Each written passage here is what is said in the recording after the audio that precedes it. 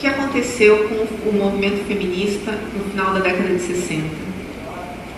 Ele entrou em contato não, ele mais ou menos nasceu junto a esses grupos que eram estreitamente ligados à academia americana, como eu já falei no começo.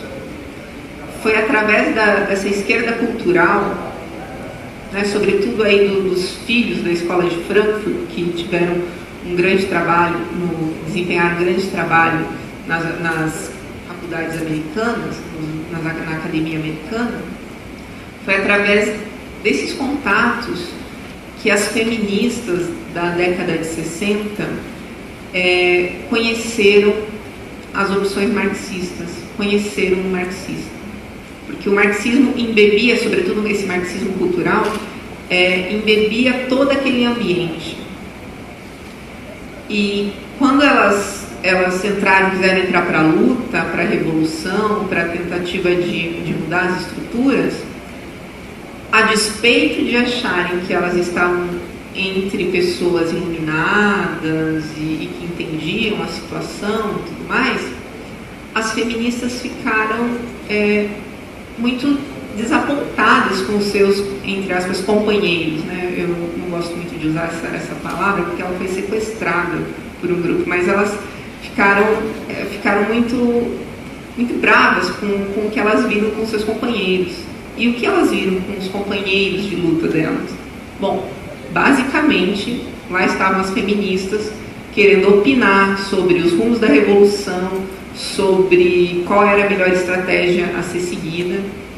E os companheiros as mandavam lavar a louça, fazer a comida, limpar a casa.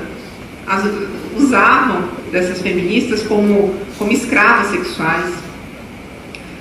Imagine a frustração dessa feminista e imagine também como é música para os ouvidos delas descobrirem os escritos tardios de Marx. Porque lá ele afirma, como eu disse antes, que todas as opressões no mundo começam, na verdade, pela opressão do homem contra a mulher. E elas olhando para o companheiro de luta delas, que achavam que elas deviam ficar na cozinha, que elas deviam cuidar, sei lá, da compra de supermercado, elas abraçaram aquela ideia sorrindo, porque elas olharam e falaram, sim, é isso mesmo. Não adianta luta política, não adianta luta econômica, enquanto não lutarmos contra a opressão do homem contra a mulher, nada disso vai adiantar. Sem a superação desse problema, todas as lutas são estéreis. A partir daí, e isso não vai dar tempo de falar agora, mas eu gostaria de deixar como sugestão, caso vocês tenham interesse, estudem o caso do socialismo e da ideologia de gênero na Suécia.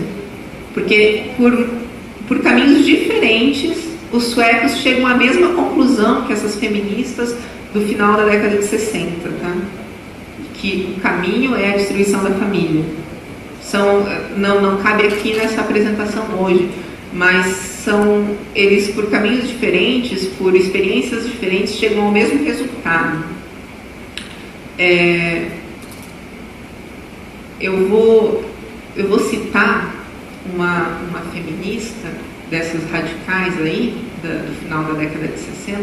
Eu acho até uma bobeira da minha parte falar feminista radical, porque todas elas são radicais. Mas vocês sabem que a esquerda sempre briga entre si, né?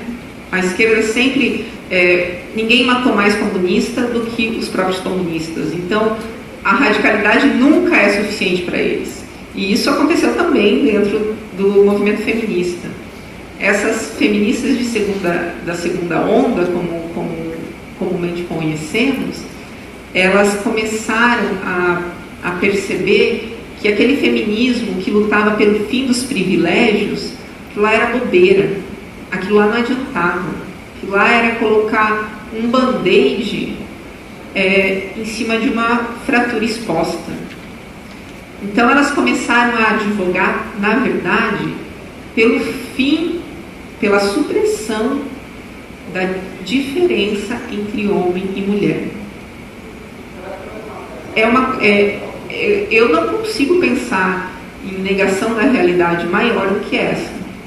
O fim da diferença entre homem e mulher. Foi isso que as feministas, no final da década de 60, começo da década de 70, pediram, e foi isso que a Butler, a filósofa lá de 1990, entregou para elas. Eu tinha preparado na minha exposição alguns parágrafos dessa feminista que eu vou citar agora, mas como não está aqui, eu vou pedir a liberdade para ler, porque eu acho muito, muito simbólico o que ela escreveu. O nome dela é Shulamit Firestone. Dialética do Sexo é o nome do livro dela, que foi publicado em 72. Abro aspas. E como o objetivo final da Revolução Socialista não era a eliminação do privilégio da classe econômica, mas da distinção da classe em si, do mesmo modo, o objetivo final da Revolução Feminista deve ser, ao contrário do primeiro movimento feminista, não só a remoção do privilégio masculino, mas da própria distinção de sexo. A distinção de sexos entre os seres humanos já não deve importar culturalmente. Esse livro, por um amor à verdade, devia estar nas prateleiras de ficção. Porque não existe possibilidade alguma de você acabar com as diferenças entre homem e mulher. Isso é impossível. Mas desde quando o impossível barra a ideia de um utópico, né? Ela continua de uma maneira ainda mais deslocada. Vou continuar citando a Firestone, abre aspas. Diferenças reprodutivas naturais entre os sexos levaram diretamente para a primeira divisão do trabalho, em função de sexo, o que está na origem de todas as outras divisões nas classes econômicas e culturais. Para ela, ora, qual é a divisão reprodutiva natural? É o fato de que uma mulher fica grávida e um homem não. É contra isso que a ideologia de gênero se coloca. É contra a realidade de que uma mulher pode engravidar e que um homem não pode engravidar.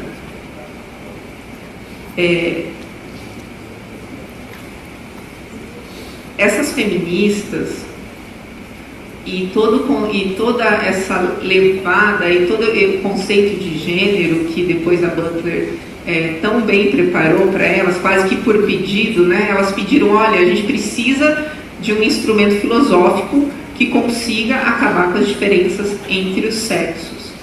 Aí a Butler, 20 anos depois desse pedido, foi lá e está aqui a ideologia de gênero, né? Essas pessoas pensam que a verdadeira revolução marxista só ocorrerá quando as diferenças naturais entre homens e mulheres forem suprimidas e desconsideradas por completo. Olha a gravidade da coisa. Eu não estou falando que a revolução só vai acontecer quando a pessoa que tem 5 carros perdeu os 5 carros, ou a que tem uma casa na praia não tiver mais uma casa na praia. Não, enquanto não se suprimir a diferença entre homem e mulher, a revolução não está segura. No fundo é isso que eles pensam. Eu vou desviar um pouquinho do caminho que eu fiz, porque eu acho que vale a pena, a despeito de eu não me estender muito sobre isso hoje, mas vale a pena citar a título de conhecimento para vocês, um outro trecho do livro da Firestone que eu acho um dos mais escandalosos. Vou citar e vocês me digam depois se não é. Abre aspas. Devemos incluir a opressão das crianças em qualquer programa feminista revolucionário. Nossa etapa final deve ser a eliminação das próprias condições da feminilidade e da infância. O tabu do incesto hoje é necessário somente para preservar a família. Então, se nós nos desfizermos da família, iremos de fato desfazer-nos das repressões que moldam a sexualidade em formas específicas.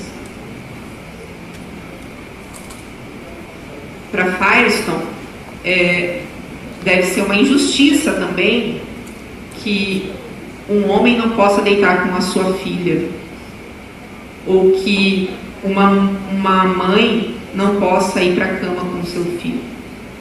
E, inclusive, isso que ela considera uma opressão, ela está aqui prometendo que vai acabar. Se o gênero for aceito, mais cedo ou mais tarde, esse tabu, eles chamam de tabu do incesto, esse tabu do incesto vai terminar. Eu vou terminar essa fase da minha exposição e vou recapitular de uma maneira assim, bem didática, professora que sou, né? Recapitular bem rapidamente o percurso que a gente fez até agora. Marx e Engels, ainda no século XIX, reconhecem e apontam a família como a causa de toda a desigualdade no mundo.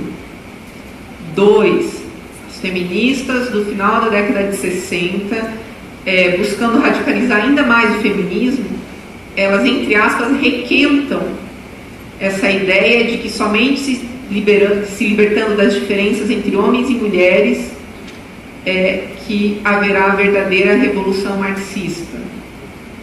E 3, a Butler pega tudo isso e 20 anos depois, mais ou menos, da publicação do livro da Firestone, ela implementa o conceito de gênero na seara filosófica. A partir do momento em que ela dá essa ideia de gênero, que ainda era uma ideia, quando ela dá essa substância filosófica, ela completou o trabalho que Marx não tinha completado. Marx só conseguiu apontar o problema. A Butler, ela chega com a solução. É isso que acontece. E essa solução, e de fato, se você pensar a partir das premissas marxistas, a ideologia de gênero é a solução para que a revolução marxista seja levada a cabo. Essa solução foi entregue de bandeja para as feministas. E o que as feministas fizeram com isso?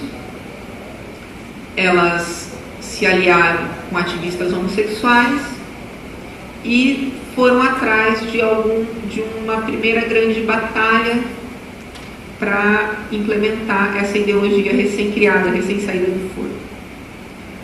Essa batalha esse campo de batalha que elas encontraram, que faz parte assim, dessa mais ou menos segunda parte da minha exposição, que é a Conferência de Pequim, que aconteceu em 1995. Só para rememorar, em 1990 a Butler lança o livro, em 95 as feministas tomam de assalto a Conferência de Pequim, Conferência da ONU de Pequim.